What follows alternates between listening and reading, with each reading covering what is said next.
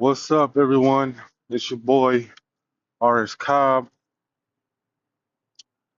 coming at you live on this lovely day. It is Sunday, the 23rd, Sunday, August 23rd. And last night I had my official book signing, book release for Bed Season 1, my adult erotic thriller that I'm working on. And so I appreciate everyone who came out to support and show some love. Shout out to all the winners who won a free prize through the raffle we did last night.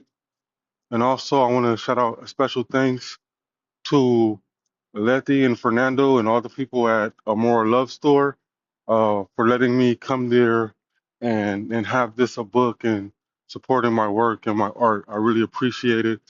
I can't tell you how much it means to me to be able to do these events, and I look forward to doing another one there when season 2 drops. We had a good time last night, and I appreciate everyone who came out to show me some love and show me some support. And I just want to say thank you from the bottom of my heart, and we'll have to do it again. If you haven't had a chance to read Bed yet, make sure you subscribe to the Patreon. It's only $1, $1. You get all the way up to chapter 16, I believe. But the season 1 ends at chapter 12. You can buy the book on Amazon. It looks great. Small short story, quick and easy read. And I'm getting a lot of good feedback in person from readers right now. So with that being said, let's get into this audiobook review.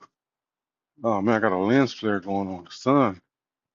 It's going to be chapter 6 of Blackguard, Way of the Askari, The Burning Sands. I had to do this recording twice already because the first time I had like some notifications and stuff pop up on the screen and kind of messed it up, but it's all good. And as you can see, we're getting the steps in today. We are, I'm at work because I'm always working. So I got like 100 jobs. They call me 100 Jobs Cobb. And I got some new earbuds. So hopefully these are better than the last ones.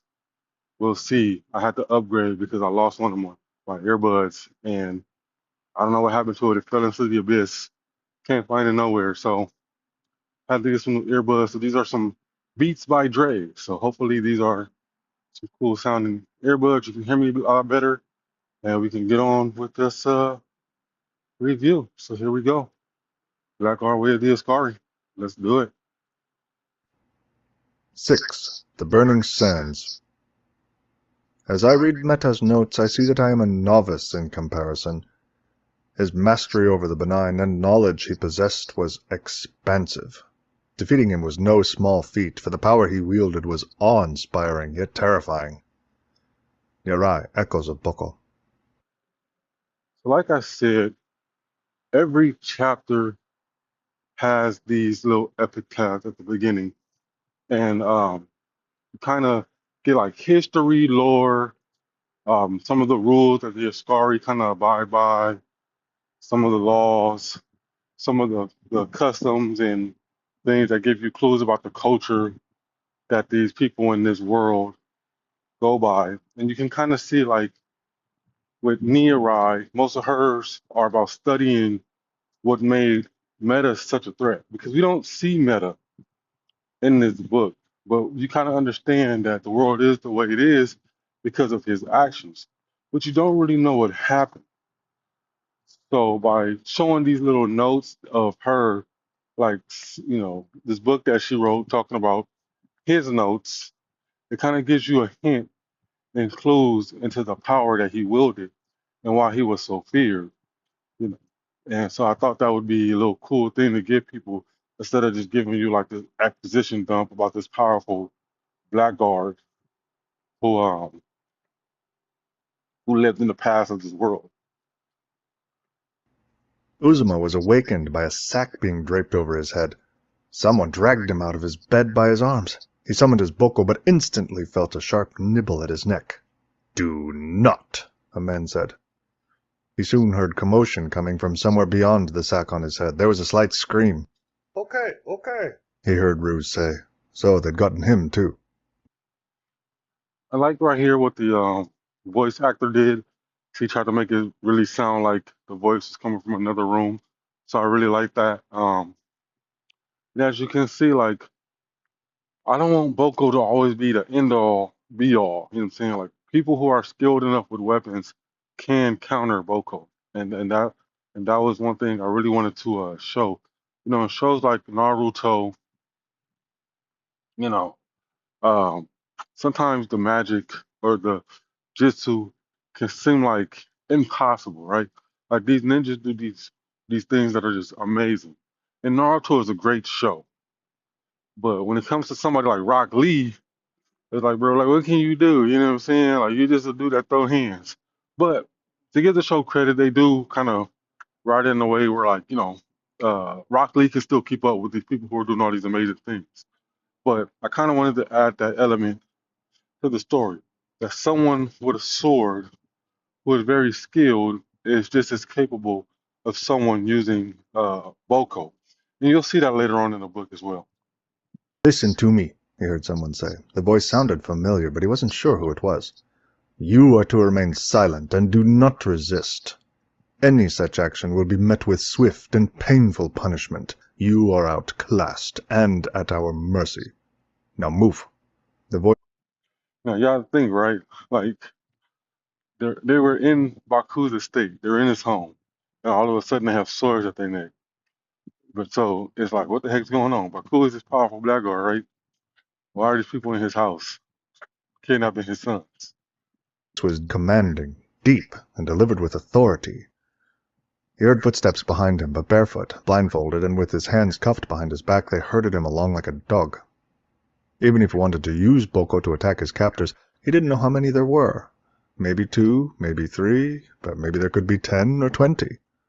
When the cold air of the night wind blew against him, he knew he was outside. All he could hear were chains clanging and footsteps. There were voices, low and muffled.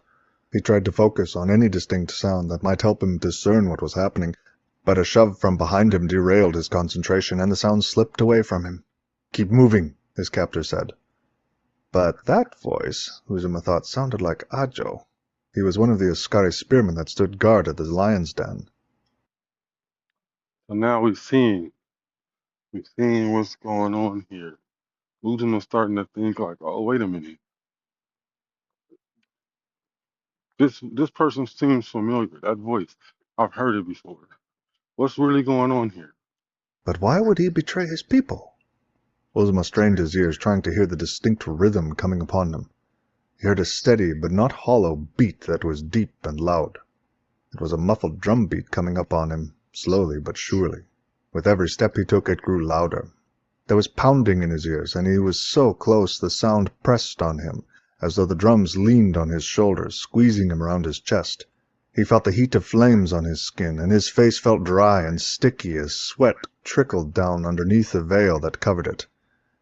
He remembered there were rumors that the men in the village were preparing for something. The meetings between the chieftain and the other elders of the village had increased. Uzuma knew now that he wasn't in danger, even as he heard footsteps shuffling behind him. Okay, so you get the reveal. He recognized voices. He understands that this is more ceremonial than it is like an actual kidnapping. So, well, he does remember hearing the adults, the older people, talking about something. So he's starting to put two and two together. And you kind of see this about Uzuma that that's kind of like his character, right? He's able to take context clues to formulate and guess, what's going on, to formulate a theory and be like, okay, what's going on? I saw this, I saw this, I saw this. Okay, what's this is what must be happening. So he's kind of good at that. And it's crazy. This truck was just sitting here, and as I'm walking by, now the owner wants to cut it on. It's gonna be a little loud in the background. Hopefully it doesn't distract. We'll see right now. I'm gonna walk by it, and then I'm gonna press play. Then the drums stopped. There was a profound silence. It felt ominous, like a shroud with noise trapped beneath it. Then the jangle of a shekere, the hand instrument covered with stringed beads, cut the silence like a blade. "Young ones," it was Chieftain Baruch, "tonight you will eat your fears and shed away your adolescences." Uzuma shuddered at the wind nipping at his back. He felt a tingle go down his spine and goosebumps rise on his arms and legs. Others whispered among themselves, but he could not understand them. He wondered how close Rue was. "Silence!" Baruch commanded. The shekere rattled again, sounded like a rattlesnake. So a shakire is an African instrument. It kind of looks like a cup, or a gourd, and essentially has the beads that are like strung around it. And so you can shake it or you can like roll it with your hand, and it makes like a rattling sound. It's a pretty cool instrument. Um, I remember seeing it a lot when I was a child. But like I said, I always tie everything into the story back to the motherland, back to things I've seen and I've studied ever since I was a little kid.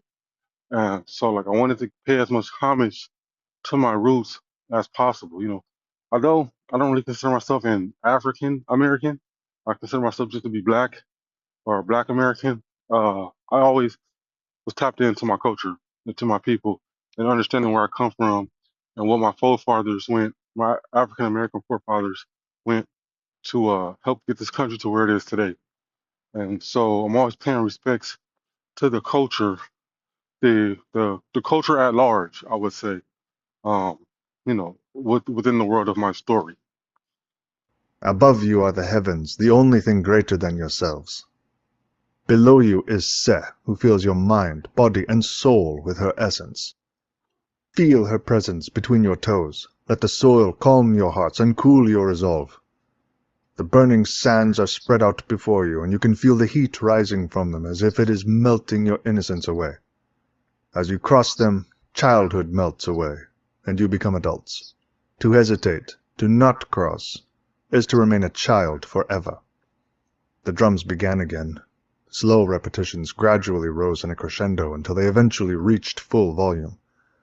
1 beat, 2 beats, 1 beat, 4 beats. The captors who he assumed were So with the drums, Black culture, African American culture has always been tapped into rhythm and bass, rhythm and beats. And so I wanted to add that element to the book without necessarily writing in the sound effects. So you get the 1 beat, 2 beat, 1 beat, 2 beat. So like boom, boom, boom, boom, boom, boom. And later on, you get more 3 beats, 3 beats, 3 beats, boom, boom, boom, boom, boom, boom, boom, boom, boom, and so on and so forth. So I want you to imagine how those beats go in your own head versus me just giving you the sound effects. That's kind of how I wrote it, and I hope that's how it is understood. Let me know in the comments if it's not understood like that. the men of the village shoved him closer to the flames. The heat was almost too intense for his body to bear, yet he could feel someone in front of him and someone behind him. "Ro," he whispered, but there was no response. The tempo intensified. 1 beat, 3 beats, 3 beats, 3 beats, 3 beats, 3 beats. Each beat pulsed through his chest as the pace quickened and excitement boiled up within him.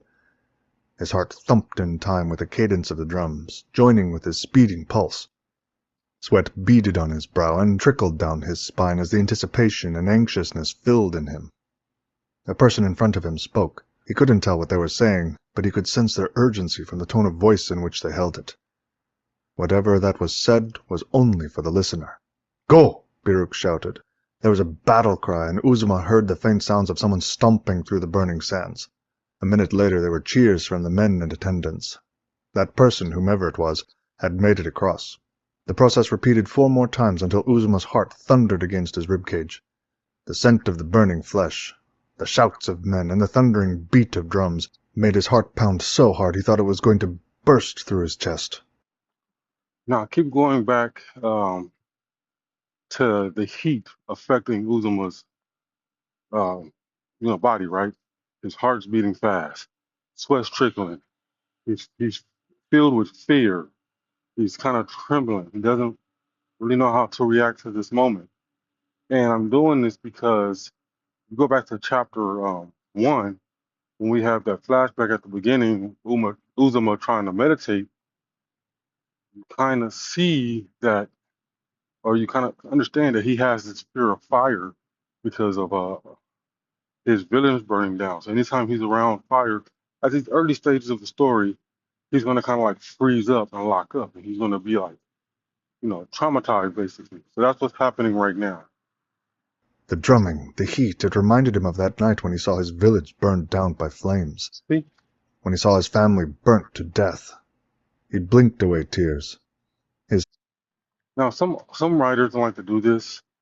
They don't like to explain what happens. They hope that the reader is able to just take everything with context, and I do as well. But I feel like sometimes if you don't give something, the reader won't know what's going on. So, like, I explain what Uzuma's feeling, and then I tell you why. You know, I show you what's happening to him. I'm showing you like he's trembling, he's sweating, his heart is beating, he can't control it, he's breathing really fast. But then I give you why, because this reminds him of when his village caught on fire or was attacked. Hands, though trembling, were unbound, and someone grabbed his shoulder. Calm yourself. It was Baku, the man who took him in when he lost everything, the one who raised him as his own. That fear you feel is natural, but you must overcome it. For a fearful person is a weak person, and a weak person is a danger to his family, his village, and himself. The most dangerous people are those who cannot control their fears. Learn to harness that fear. Harness it as a weapon, and you can overcome anyone or anything that comes in your way. For fearless people are powerful. Baku slapped Uzuma on the chest 3 times, each hit harder than the last. He instinctively gasped for air as the pain exploded through his body, and with it his fear subsided. Now go! Uzuma let out a guttural cry from the pit of his belly as he took his first steps onto the burning sands. The scorching pain of the hot ground shot up his legs, but he pushed through it until he forced himself to put one foot forward, then another. Tears poured from his eyes beneath the sack as each step sent fiery agony through him, but he forced himself to fight it with every fiber of his being. Then it was over. He had reached the end, no longer feeling pain. There were cheers. They enthusiastically removed his veil, and Rue, along with the others, were waiting for him. He hugged and embraced them all, and their happiness washed over him like a warm river. The pride that rushed through him was overwhelming but satisfying. Okay, Uzuma has completed the burning sand, right? And this is a big deal because this is the first time he has to really face his fear and push through it. And that's kind of it's going to get called back later on to the in the book. I don't want to spoil anything for those who are following along if you haven't read the book, but it's going to get called back. There's going to be moments where he feels fear, but he has to push through. He feels fear, but he has to push through. And that's one of the things in the book is that you can. It's okay to feel the fear. It's okay to be afraid, but you still have to move forward. You still have to push through. And this is based off something that happened to me in real life. When I was younger in elementary school, growing up in Compton, we had this program called Gamba, and Gamba was guiding ambitious men beyond adolescence, and it was all the Black and Hispanic kids in the school from third, fourth, and fifth grade. We were all in this program, or it might have been fourth and fifth grade only. I don't really remember, but essentially, it was to keep us from like being a part of gangs, right? And so, but I had a very prominent uh, hood growing up, notorious neighborhood I grew up in. And so, with that being said, they created this after school program to help us young boys learn about our culture and try to prevent us from going into that type of lifestyle.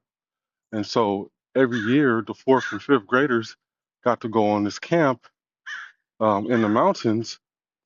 And on the last day before we left, we would have to cross the burning sand to go. I think it's just for the fifth graders because the fifth grade you graduate and you go to the next grade or whatever, the next school. So you had to cross the burning sands essentially and that symbolically marked you from going from being a young boy to being a teenager. And so when it was my time to do this and cross the burning sands, I was afraid and I couldn't do it. And mind you, I was only like maybe like 11 or 12 at the time, but a lot of the other boys still did it anyway. But I didn't do it. I could low key, like they had us blindfolded, but I could low key still see, and I could see the fire. And prior to this, my household caught on fire when I was young, when I was like 9 or 10. So, wow, train is really loud. So hopefully you can still hear me.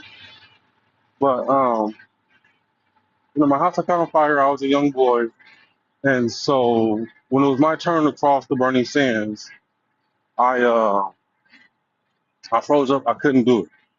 Right. So symbolically, I never became a man. But no one told me growing up that it was okay to be afraid as long as you were brave enough to not let that fear control you. And that's the point I was trying to make in this chapter. And that's what I try to teach my sons. Like, hey, look, you're going to be afraid to do certain things. You're going to be afraid when it comes to certain things in life. It's okay to feel the fear, but try to push through. Don't let the fear control your actions. And that was the point of this. And so I hope that I was able to get that across. And plus, too, at the end, like you think this burning sands is like this big thing, right? Oh man, it's gonna burn my feet or whatever, and I don't know what's gonna happen. But really, it was just some hot coals. But the hot coals weren't even that hot. They just wanted us to go through it. And so that's what Uzuma is realizing right now once it's over that, oh, this was nothing to be afraid of in the first place. And that's kind of the point.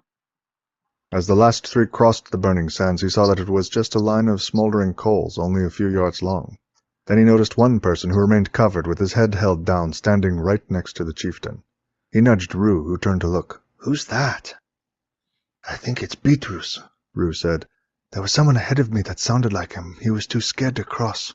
Uzuma looked around, and there was no doubt in his mind that everyone who crossed the burning sands had had their sacks removed. There was only one other boy in the village of age for rites of passage, Beatrice, and he was not among them.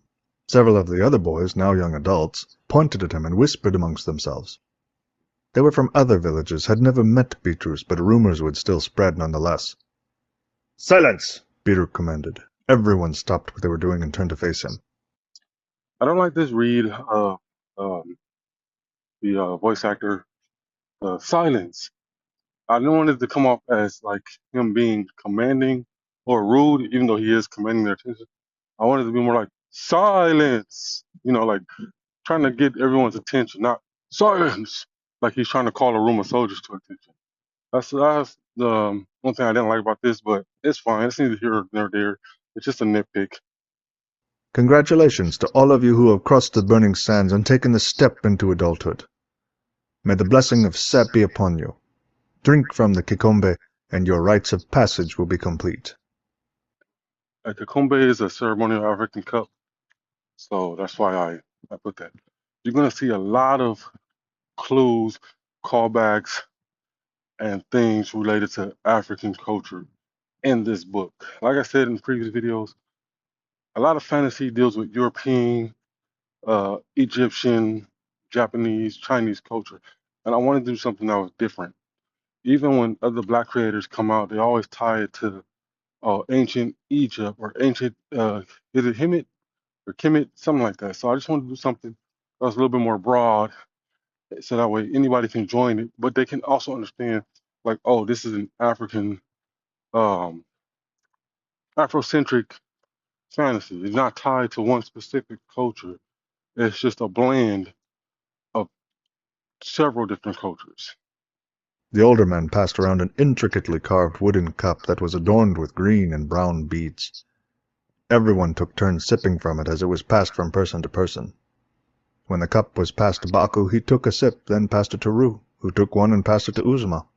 He sipped, and the cool but bitter herbal liquid slid down his throat, leaving a sweet and sour aftertaste. "Now let us celebrate!" Biruk yelled. The drums started beating rhythmically, and everyone cheered. Uzma glanced around for the boy who was still wearing a sack, and found him being scolded by the chieftain. He wanted to be certain it was Beatrice, so Uzma beckoned his boko. The painful revealing spell stung Uzma's eyes as the night brightened up and his vision improved. He narrowed on the boy, and just as he began to peer through the sack, Baku stepped in front of him. Baku spoke firmly. "This is not a place for boko." Uzma immediately dismissed the spell and rubbed his eyes from the stinging. "Sorry," said Uzma. Not a place for Boko. We're celebrating. We're having a ceremony. We're all getting along. So it just goes to show you that, like, the Askari, the people, and the people of the world, they take Boku and magic very seriously. And so it's not nothing to be played with. It's essentially a part of you. It's like an extra limb. "Ru," Baku called. Ru had been engaged in conversation with some of the others from neighboring villages. However, he stopped talking and left them as soon as he heard Baku call his name. "We must head back home, for we have to prepare for your next journey." Uzma caught a glance from Ru and was filled with excitement. He knew what that smirk meant. They both knew what was next for them, the Askari training grounds. And there you have it. Chapter 6, The Burning Sands. That moment with Beatrice, with them thinking it's Beatrice, even though I'm a spoiler, it is Beatrice. But that's going to come back later on in the series, not in this book, but by book 3 that will be referenced. That Beatrice not passed in the burning sands. Have it all in my outlines. I have every single book in this series outlined. So let me know what you think of this chapter, of the writing, of the voice acting in the comments below. Make sure you like and subscribe. And check out Blackguard, Way of the Askari, the audiobook, or the Kindle, or the paperback on Amazon. And also, make sure you check out Prelude to Blackguard Echoes of Defiance. Echoes of Defiance, the comic book, is coming this fall. I have 10 pages left to be drawn up, so I can't wait. I'm very excited, but I'm a regular dude. I work regular jobs, so I don't always have the money to just throw into my work. When you're not making comic books all the time, writing a story can be very tasking, and a lot of people don't read. So I do this for the love of the game, not to make money, even though making money is the goal. And so with that being said, you all have a wonderful day. And until next time, peace.